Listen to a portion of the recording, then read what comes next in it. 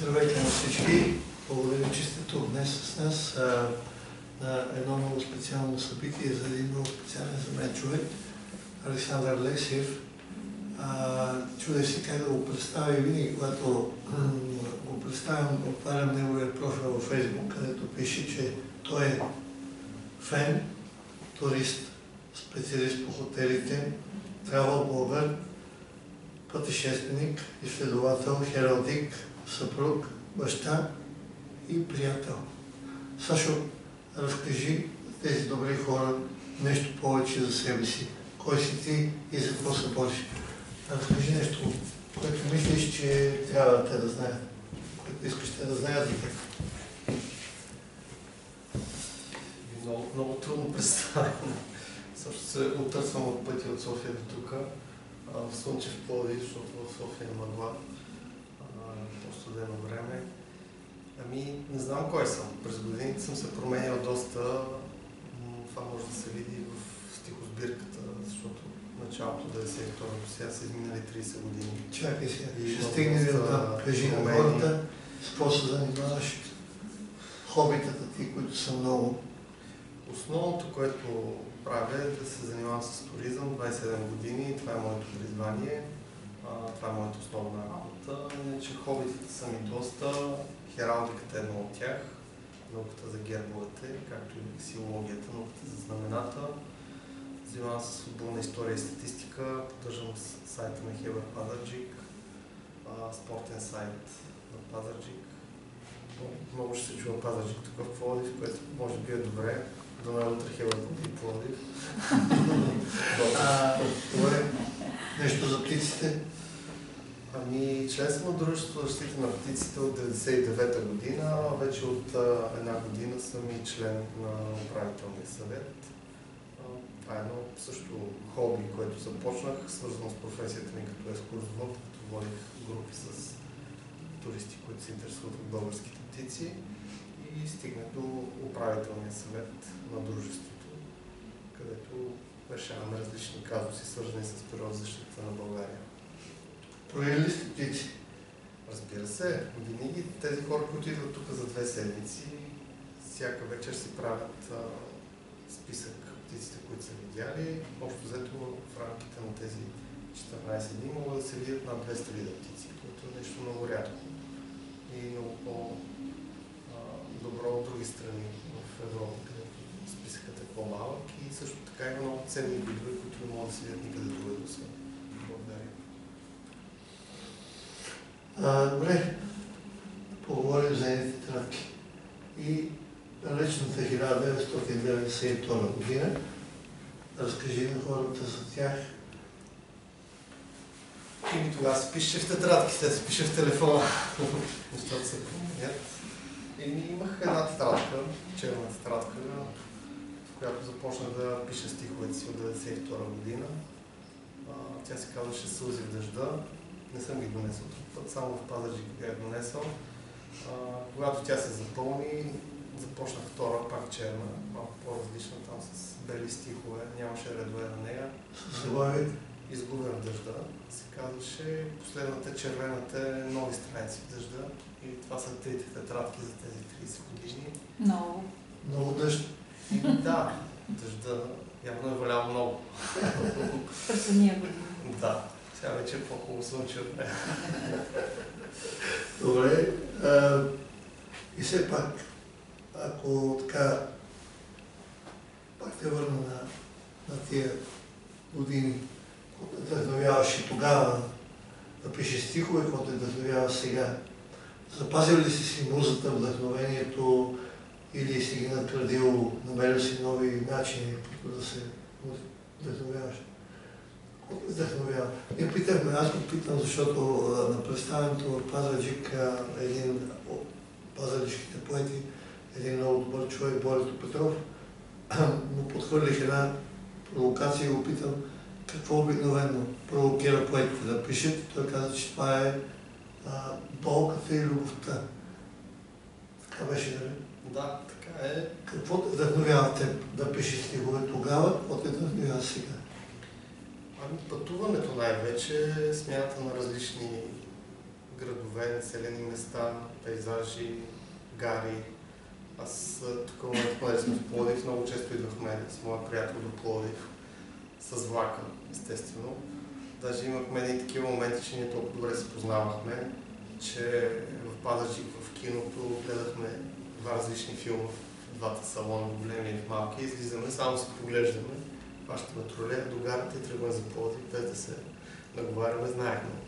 Идвахме тук, даже тук наблизо едно заведение сме стояли до късно на един чай. Нямахме пари тук. Опитвах се да ни изгонят, просто стане време за влака за връщане. Обикаляли сме пловдивските улици. Даже нещо любопитно, което сега не съм казвал, ние имахме една тетрадка, освен стиховете, които сме писали, имахме една тетрадка, която бяхме нарекли глупостта на едно поколение. В нея писахме всичко, което ни се случва в училище, в немската гимназия в Пазарджик и извън него. Любопитни неща и беше интересно, защото вътре можеш да рисуваш, лепихме различни неща, рисувахме, пишехме разкази, какво ли не, случки интересни от училищния живот и извън него и пътуването. И когато идвахме в Пловдив, обикаляхме книжарниците и питахме, имате ли глупостта на едно поколение? И беше много интересно да чуем отговора. Имахме да свърши. Или елате другата седмица, тогава ще докажа. Това много ни впечатли, защото не съществуваща книга. Разбрахте, че всичко е възможно. Всичко е възможно. Хубаво да бъдеш търговец и да не отказваш клиентите. И си мислих дали някой аз ще напише книга, да мога да дойда да попитам дали има в някоя книжарница, да кажем такъв хеликон, или хералдика на чувствата. Дали се е зарадили, ще кажат, елате седмица, тогава ще я има. Общо взето това много ни забавляваше. Ние тогава имахме ученическа група, която се казваше Респект. Свирихме в немската гимназия. Казахме, че първо ще направим концерти, после ще издадем албум. Разбира се, албум така и не издадохме, но направихме около 20 концерта. 20 концерта? Да. Имахме... Цяло турне? Имахме фенки. Записали сме на една касета няколко концерта и се чува как те крещят. Не знам дали от ужас и от обожание. Надявам се, че не бяха платени. Не, нямаше платени тогава. Тогава нямаше нито социални мрежи, нито платени филми. Пази ли се? Пази се, да, разбира се. Защо не се пази? Дигитализираш да го... Не, по-добре да не го. Както казва моят приятел Петюфител, Пловдив, съжалявам, че не е дошъл днес, но той също може да казва, той казваше, че на касетка трябва да напишем вашата резачка, може да пее. Беше стил пънк-рок. Наистина за тия години си беше нещо, някаква емоция, но както обикаляхме книжарниците за книги, тогава имаше доста магазини за музика с касетки. И питахме, имате ли новия албум на група Респект? И те казват, ми всеки момент очакваме да дойде, да го заредим. Изобщо правихме си много такива шеги, да кажем, нали? Както и с книги, така и с музика. Също и тук имаше улични телефони в Пловдив.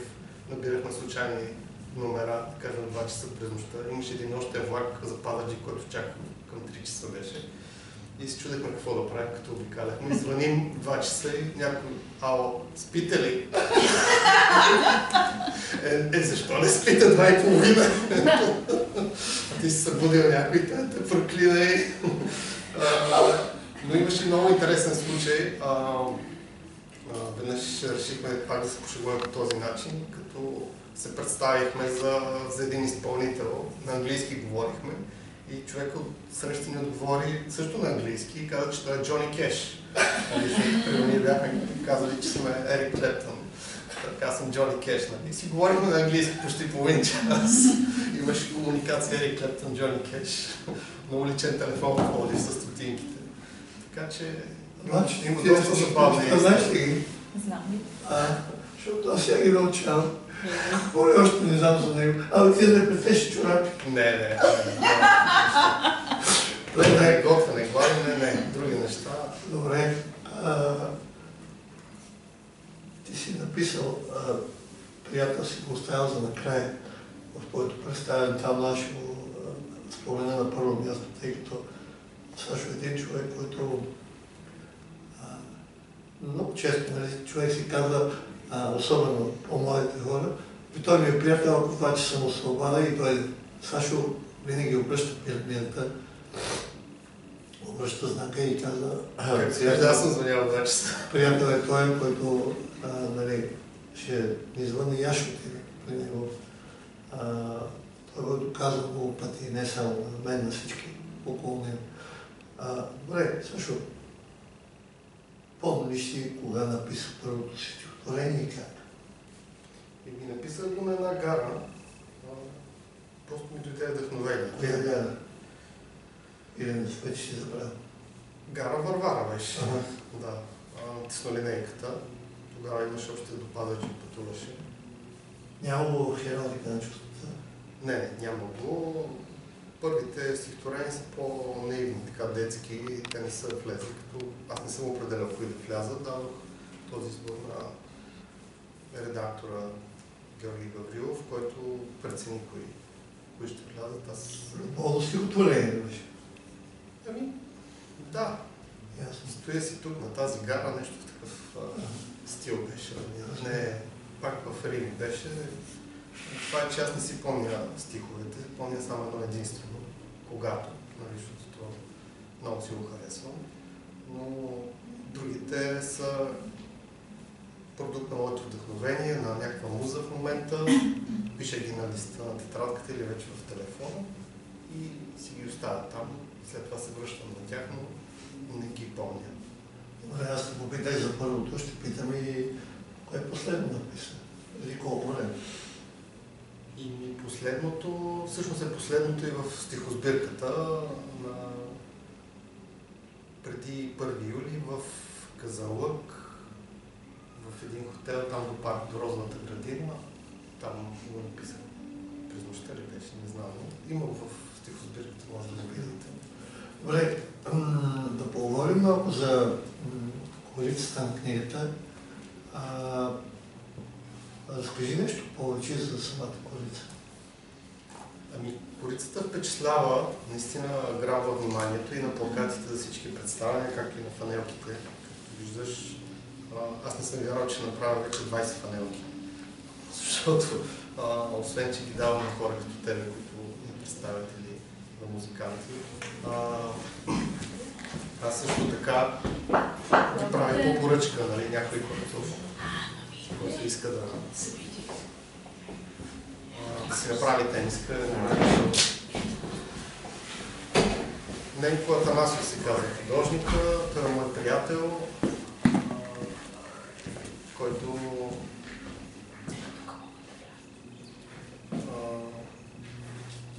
е също член на управителния съвет на Българското дружество за хералдика и лексикология. Какво представляват тези символи? Аз също не знаех, докато ти не ми каза. Кажеш на хората. Ами всъщност това са щитове, които са от хералдиката, от науката за гербовете, различни видове щитове през годините. Нали, самата форма, а пък съдържанието или символите бяха идея изцяло на Ненко Атанасов, който е преподавател в Художествената академия в София.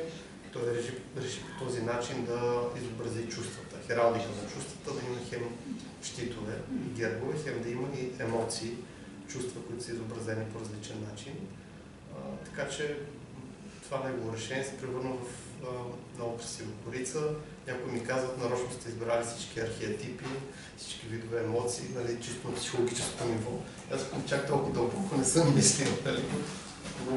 Но се случва така, че тази корица си заживява своя живот и хората я припознават, харесват и, както казах, и на тениски, и на плакати. Виж, тя и самата книга си живее вече собствен живот, като е издадена не само след читата, не само след представенията. Сашо имаше първо представяне в кино Лайкова в София, където той живее вече дълги години. Там киното беше пълно. Имаше неговите приятели бяха от Остава ли беше? Остава, Миша Илиев от Екзитус. Имаше огромен интерес там. Залата беше пълна. След това представянето Пазарджик също Ветрен дол. Предстои следващото в Ковачево. И тук е момента да кажа, като споменаваш музиката. Аз съм и меломан, нали, може би не съм го написал в профила си, но музиката е много, много важна част от живота ми и много често определени песни са ме вдъхновявали да пиша. Затова направих един плейлист Хералдика на чувствата в Spotify, където съм събрал всички песни, които са ме вдъхновявали през тези 30 години. Така че който иска може да го открие. Нали, Хералдика на чувствата е такова заглавие, че не се дублира с друго, така че там е плейлист. Мисля, че са над 6 часа музика. Стихотворенията са 101, нали, тези 127 страници. Не съм, не за всяко си има песен, но всички песни, които са ме вдъхновявали, са в този плейлист. Ти каза меломан, спомни си, когато бяхме в Лондон миналото не беше май. Обикарахме, първо бяхме на Мило матч и след това отидохме в квартала, откъдето започва една легенда. Dire Straits. Там, където са направили първия си концерт, импровизиран, така ли беше? Така е, да, и аз се радвам. След това ти ходи на концерт на Джон Нилсли, басиста на Dire Straits, който изпълни песни Dire Straits. С когото съм приятел във Фейсбук, не виждаш какви са. Успяхме да си поговорим с него, да му стисна ръката, да му разкажа за моето вдъхновение от тази група Dire Straits. Интересно е, че мечтите се сбъдват. Аз съм човек, който мечтае и сбъдва мечтите си. И ето и снощи бях на концерт на Брайан Адамс и се видях с него, стиснах му ръката, говорихме, си получих автограф. Това общуване преди не беше възможно, когато започнах да пиша тези стихове в Пазарджик, когато и в Пловдив. Музикантите, които се възхищавахме, бяха много далеч. Единствените, до които имах досег, бяха щурците в спортната зала в Пазарджик след един концерт. С моя приятел Валентин ги изчакахме, знаехме къде е другия вход и им казахме, хайде да се видим, да си поговорим. Тогава нямахме телефони, нямахме фотоапарати, не сме се снимали, но общуването беше важно. Тогава си говорихме с тях. И така бързаме, защото спим в Пловдив, нали, може да ви отделим внимание. Тогава имаше едно рок кафе, казва, ето точно за вас да отидем там, ще почерпим. Бедни ученици ще черпят щурците, но както и да е. Били сме ентусиасти, както се казва, но поне си поговорихме с тях. Те бяха трогнати от вниманието. Може би не знаеш, братовчет ми Борислав Петров, който спомена, който също е поет. Издал много повече стихосбирки от дълги години. Той е писал едно писмо до щурците, които те му отговарят. Също така той е човек, който ме запали по тях, като българска музика. И аз съм му благодарен, защото в тази спортна зала на ме гледах щурците. Гледах и Оскар Бентън като дете, 80-те години. Имах негова плоча, която той ми разписа. Полицаите ме пуснаха като дете и ми разписаха плоча. Значи още 86-7 съм имал такава страст. Ти, така сме на тази тема, разкажи на хората това, което ми каза, много интересно за човек от Ветрен дол. Да, в Ветрен дол 60-те години. 60-те години на миналия век. 66-та и 67-ма. Приятел на баща ми е писал писмо до Beatles и те са му отговорили с картичка с автографи. Сега в момента го издирваме. Той човек е починал, но неговите роднини, които живеят в София, за да открием тази картичка. Защото показва, че когато мечтаеш, няма значение дали са 60-те, 80-те, 90-те или сега тези години, ти можеш да постигнеш мечтите си. Когато искаш нещо много силно, ти можеш да сбъднеш тази неща. Сигурно съм, това и аз вярвам това. Добре, да се върнем пак на книгата. Как избрахте? Ти ли избрах заглавието? Как избрахте заглавието? И както казах, първите три тетрадки бяха Сълзи в дъжда, Изгубен в дъжда, Нови страници в дъжда, изобщо много дъжд. Както казвам, и в предговора се чудиш как са останали сухи тия стихове, с толкова много дъжд. То ще личи на момент, че сълзи тук е засегнат. Има и друг случай, който не съм разказал, но това е интересно, че има повече представянията, аз се сещам и мога да разкажа. С един мой приятел карахме колела, имахме едни листа, на които бях написал стихове, валеше дъжд и те паднаха в канавката, където течеше вода. И сме ги събирали и сме ги сушали, за да може да ги запазим за бъдещето. Значи ще останали сухи. Да останат сухи, нали, с Това е силно целият като видеоклип в VH1. Като говорихме с Георги Гаврилов от Скрибенс, нали, те са издали книгата за Остава и за Пив. Има така музикална поредица. Той ми казва, дъжда е много тривиално нещо. Значи ти ако сложиш заглавия дъжд, за дори тази книга няма да се продава. Трябва да измислим нещо заглавие, което да грабва. Аз казвам и друго, аз се занимавам с туризъм, с пътуване, обиколил съм много страни, много места, пътуване в мислите. И той казва, това също не става, забрави. Аз си настоявах, даже казвам, добре, поне предговора ще се казва пътуване в мислите, защото между тези две корици са събрани наистина моите мисли. Човек може да пътува от 92 до сега, да види какво се е случило с мене, как съм се променил като различни стихотворения.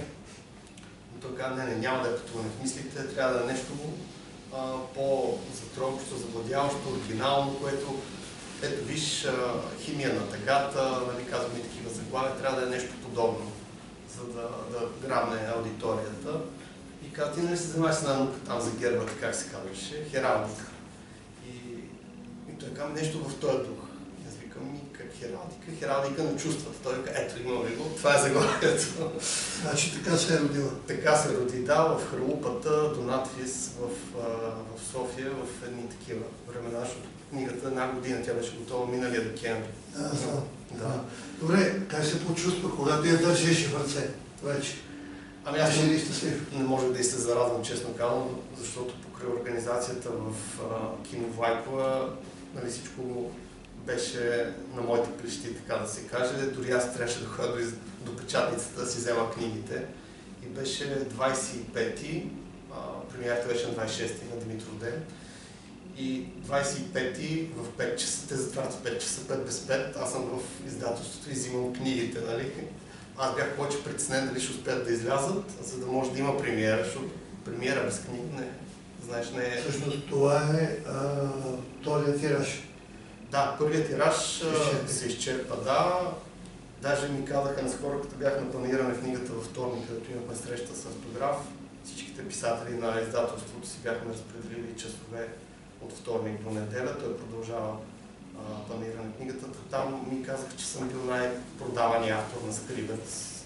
За 2 месеца съм продавал над 160 книги. Явно е някакъв успех. Разбира се.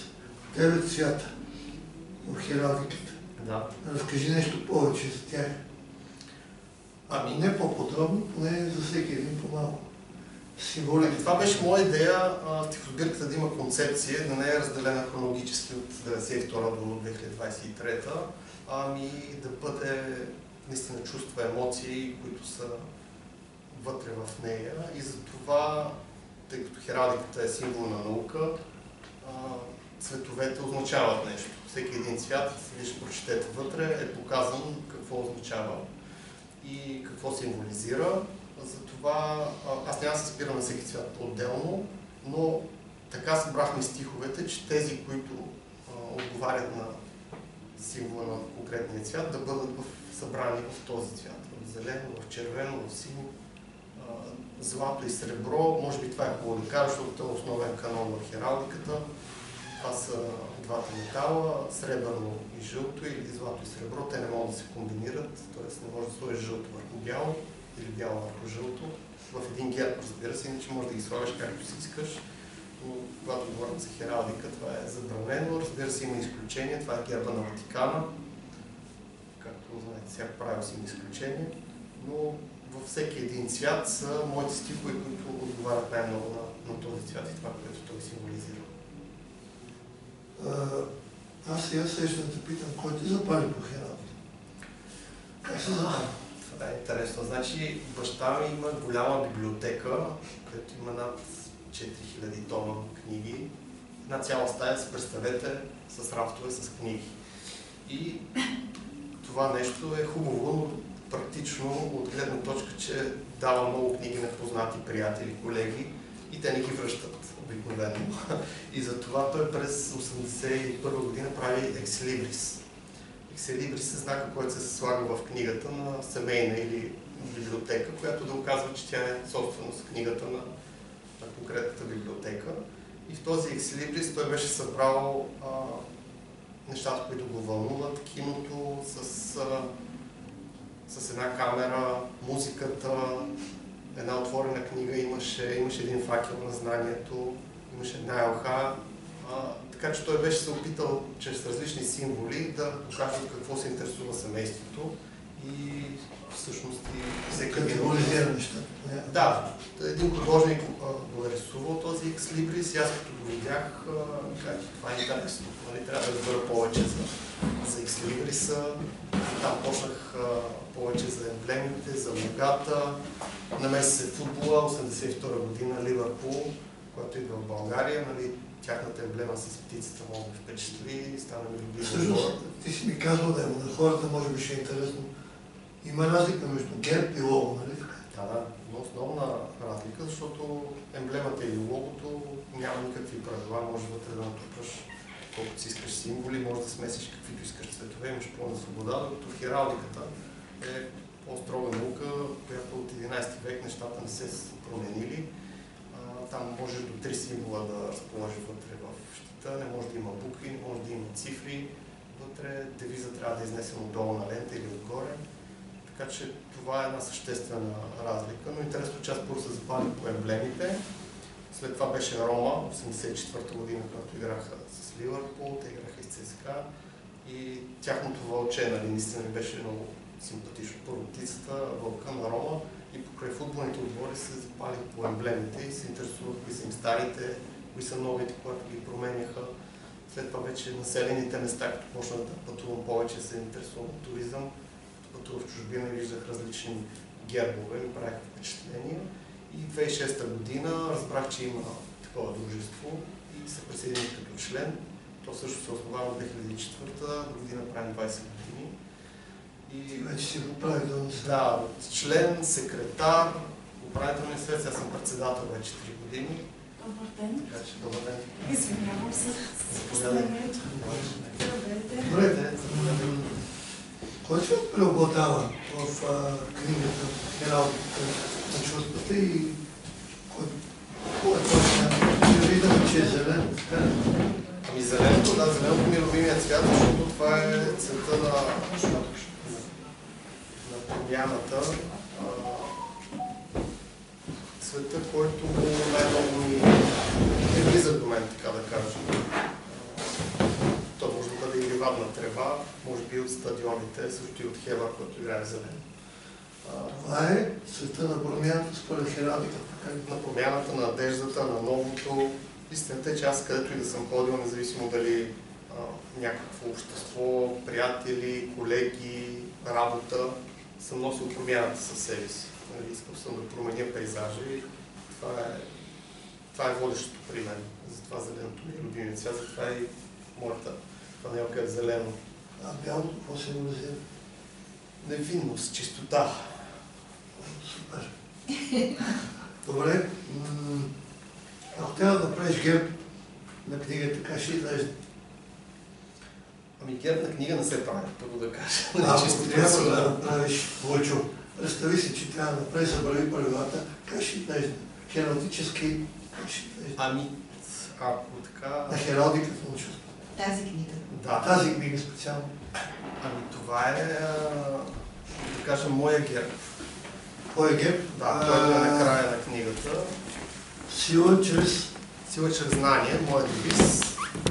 Герба си го направих след като бях член на дружеството, хубаво всеки член да има герб.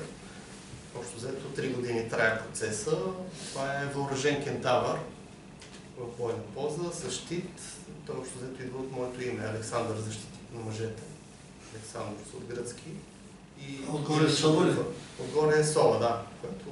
Защото аз смятам, че знанието е най-голямата ни сила и постоянно може да се научим. Аз мисля, че ти можеш да се научиш от някой на 10 години, някой на 90 години. Хора, които срещаш, никога не подценявам. Хората, с които общувам и знанието може да получи всеки един, както и информация. Затова знанието е водещо при мен.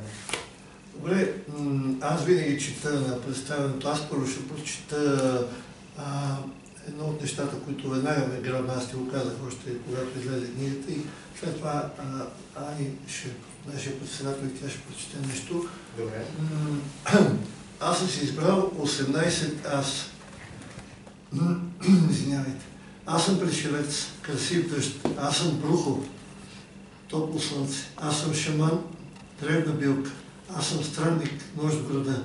Аз съм чужденец, непознат по улица. Аз съм кентавър, позната болка. Аз съм икар, прекършени криле. Аз съм поет, объркани стихове. Аз съм романтик, случайни срещи. Аз съм гадател, грешни карти. Аз съм мечтател, умиращи мечти. Аз съм приятел, верен, предан и лоялен. Аз съм китарист, разстроени струни. Китарист ли си? Бях. Това е лъжа. Аз съм меломан, непознати звуци. Аз съм пътник, без посока. Аз съм пътешественик из душата. Аз съм авантюрист, риск с крила. Аз съм човек на колела. Сашо, чухме какво си. А какво си? Не съм скиор. Не карам и кънки. Има доста неща, които не съм. Ти не можеш да бъдеш всичко.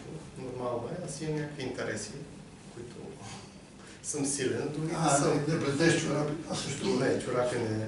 Ама постоянно се позикаш с тази китара. Аз съм ходил на уроци по китара в Пазарджик при учителя Пеканов, който специално си купих китара от Кремона за това. Следващото представяне искаме китара да изпълниш нещо. Групата Респект, аз не съм толкова добър, нали, това, че съм учил групата Респект, нали, имахме песни, които съм ги свирил аз на китара, нали, не. И както ти видях в Пазарджик, има свидетели на това време и знаят. Живи свидетели, да. На торта в Пазарджик сме седяли, нали, там беше вечната борба Deep Purple и Led Zeppelin. Митака, който свири в Пазарджик, реално с него бяхме на страната на Led Zeppelin. Имаше един пешо, който беше на Deep Purple. Ние стояхме с едни китари и един я показва. Ма ето виж тук Джим Пейдж как го свири, това е гениално, нали, да ви кажа. Това е Ричи Блекмор, нали, виж това как е, не може да... Стояли сме до 4 часа през нощта, за да спорим кой е по-велик, Джими Пейдж или Ричи Блекмор. Така че, такива неща са не занимавали. Това време тук сега други хора. Да. Така беше, така беше. Ани, искаш ли да прочетеш нещо?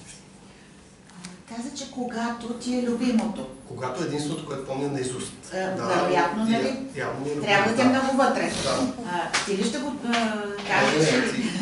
Предпочитам други Да не ти взема сега? Не, моля се. Добре.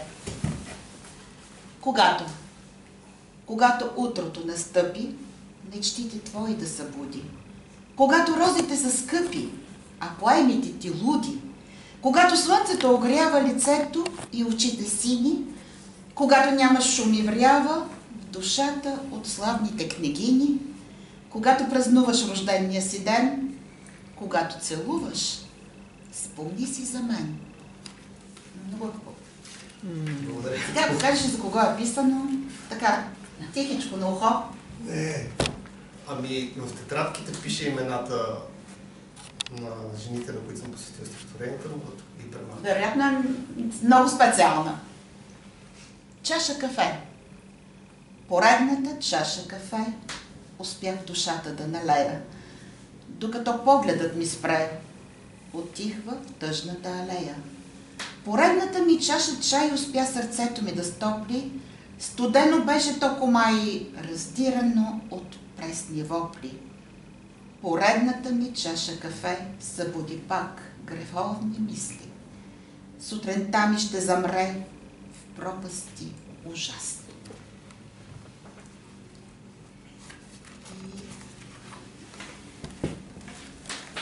Животът е поема. Животът е поема от непознат поет, нерешима теорема, знак, сол без ред. Животът е отрасъл от безполезен бранш, от бурен и обрасъл като непристигнал транш.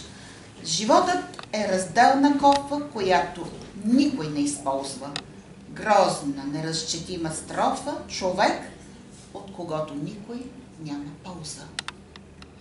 Животът ни разделя, пак събира и дели, неоправена постеля, детски малки бели. Животът ни го спира единствено смъртта. Не наострена рапира, дълбоко в града. Освен за финал да кажа, че всъщност бях се отбелязал нещо за изтъкна факта, че книгата участваше в панела на книгата, но Сашо вече го каза. Нещо друго, което оставих за финал, е да кажа, че Сашо е хералдика на чувствата, както и Ани с нейно произведение и аз се включихме в една кампания за незрящите хора. Една аудиокнига, която ще подарим на незрящите хора в България. Коледа си ти се казва. В нея се включиха и така известни личности, които ни подкрепиха. Но за мен е чест, че точно тези двама души, Ани и Сашо, се включиха. В края, освен да пожелая Сашо успех на книгата, в по-нататъчния живот на книгата и на финансовата ти да представиш госта, който кане. Аз се надявам книгата вече като някой влезе, както аз като ученик търсих общата на ново поколение, така сега като някой влезе в Хеликон и друга книжарница в Пловдив, да може да открие хералдика на чувства. Аз знаеш какво ти пожелавам? Аз ти пожелавам, ние с Владя бяхме юни месец в Мюнхен и си правихме един експеримент, влязохме в една книжарница и казахме, имате ли времеобежище на Георг Господинов? Жената веднага я извади и ни я показа и ние се почувствахме горди по някакъв начин. Аз после му казах и на него, пожелавам ти на теб да стигнеш и там. Не само някоя книжарница в България, някоя книжарница в Ливърпул. Европа и в Ливърпул, да, в Ливърпул особено. Ами тук е момента да кажа, че аз съм поканен да представя книгата и в Лондон. Както се Кога казва, да си вземем билети? Кога ще бъде? Да, ами 2024-та. Април. Мога да кажа кога. Поканихме там от посолството, от Културния институт, така че ще поканя всички мои приятели от Лондон и Англия, които са там да дойдат да присъстват. Живот за април и ние ще бъдем. Ще гледам да го съчетаем с някой концерт, с някой футболен матч. Не сигурен, че там ще има един човек, който ще дойде и го познаваме. Това е Жоро Къндев. Добре. Той със сигурност ще дойде. Голям фен на Хевър. Ако ние сме там и съвпада с нашото ходене, ние ще дойдем. Добре, ти си представи. Ами, както казах, свързан съм много с музиката и работата ми беше свързана с музиката в едни 3 години, когато беше пандемията. Тогава, нали, като Илия спомена, в кино Лайкова, Жоро и Свилен Става дойдоха да пеят. Миша Илиев от Екзитус в Пазарджик, Митко Стимнов изпя една песен на Лед Цеплин, защото знаеш, че са ми любими. Сега тук съм поканил Керана, защото нас ни свърза едни такива случки, в които трябваше да подписваме договор, влизаше се в София през полицейски... Да, беше затворена столицата, COVID като беше, и за да могат да идват на участие. Тогава участията не бяха с публика, разбираемо, но това, което правихме тогава, бяха онлайн участия. Трябваше да се предвижда, така че с нея много си говорихме тогава. Мисля, че станахме близки покрай това нещо. Мен винаги ме интересуват детайлите. Аз питах защо керама, защо космонавти, защо банан, защо пате. Всички тези неща тя ми ги обясни. Интересно е, че пък на жена ми баба се казва Керама, от Ямбулския край. И това го обсъдихме. И вече след това аз от приятел се превърнах в фен, нали, като я подкрепях на всеки един концерт, който имал, съм ходил. Разбира се, не винаги съм се обаждал, защото тя сега е заобиколена тълпи с почитатели. Но мисля, че нашето приятелство си остава през годините и затова, когато аз разбрах, че ще правим представа, благодаря за поканата първо на вас, за Пловдив, реших, че няма по-подходящ човек от нея, който да изпее една песен. И тази, която аз си избрах, е за Карнели Сетива, защото се говори за чувства. Книгата ми е хералдика на чувствата. И мога да кажа, че това е една от любимите ми песни, която си слушам с удоволствие. И много ме докосва, много ме трогва. И затова ми покани да изпълня тук акустично пред вас, за да бъде пълно представянето. Ако иска и тя може да каже нещо са. Аз ще спечеля време на нашия... Всъщност, ти каза, че си бил китарист. Това е Бобчев и той е един бил китарист. Той има диплома за китарист, но в нашата група всъщност свири на саксофон. Което е... Да, много интересно. През свободното си време свиреше на контрабас едно време. Също така време ходи на кораби да свири, последния път отиде да свири на барабан. Там, не знам. Просто дали със странно развитие или просто не можеш да решиш каква посока да поемеш. Бобчев не знае. Много години под една личница, нали знаеш какво става? Да, виждам какво става. Интересното за Закърнели си това всъщност за тази песен, която сега ще изпълним, че когато правихме този концерт с теб, който все още може да намерите в интернет всъщност, на Гръбсбес, да, когато тя беше съвсем нова тогава и е свирила по тотално различен начин. Ако си върнеш записа, тя е с друг аранжимент и е тотално друга песен. Но тъй като време на време, когато аз седна и напиша някаква песен на пиано, не искам да повлиявам на цялата банда, искам да им дам на тях възможност да измислят нещо, за да чувстват също свое. И им изпращам само кантото, което означава само гласа ми и мелодията. И те имат възможност да сложат техния акорди отдолу.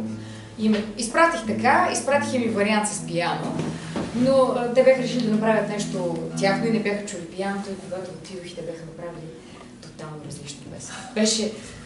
Ме заболя сърцето, като я чух първи път, като трябва да съм честна. Още толкова много се радваха и Ели беше хванала баса, Ели е нашата басистка и така вика, о, това е фък, много е готино.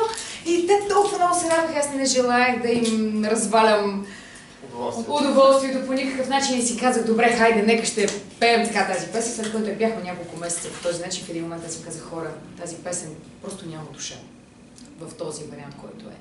Те се съгласиха, върнахме обратно в пит-стопа, преработихме я, аз извадих това, което съм направила с пианото, тръгнахме в тази посока и ето, примерно сега вече е станала песен, която наистина те докосна, а първият път дори не си спомниш, че е била различна. Ами да, честно казвам, аз в Spotify я слушам и ми е една от, за 2023 даже една от най-слушаните песни. Много се радвам за това. Да, това ми е една от любимите песни и всъщност смятам, че един най-добрите и най-добре звучи акустично, ако трябва да съм честна. Така че за нас е удоволствие да бъдем тук. Ето, може би трябва да стана. Ето, Бобче, да те видим един биш китарист. Да. Как си много хубав половер имаш, това е рядко срещано явление. Специално. Ама е половер. Да, да.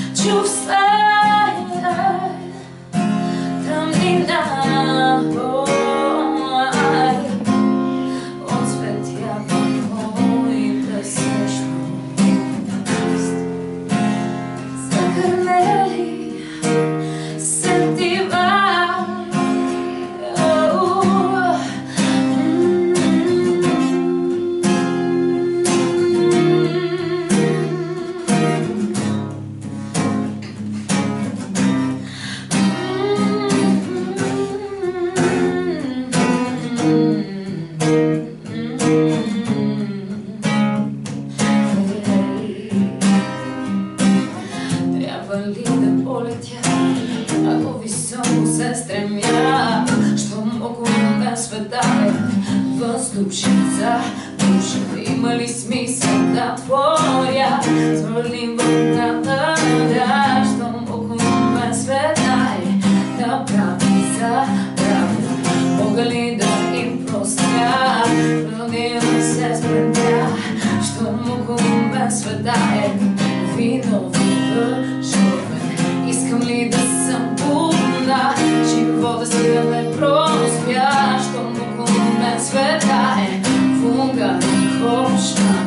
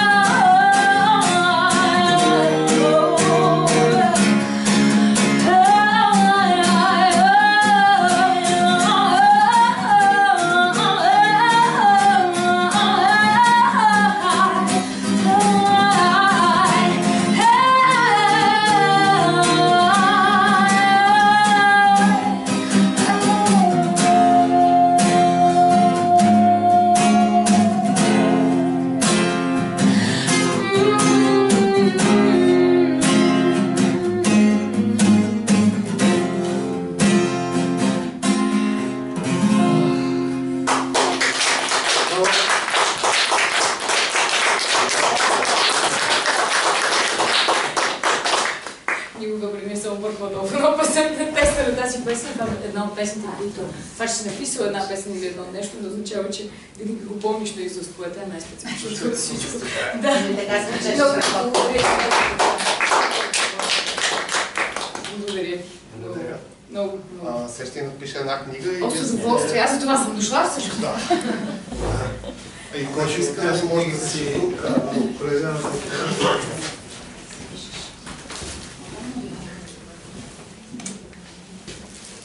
Стъпе.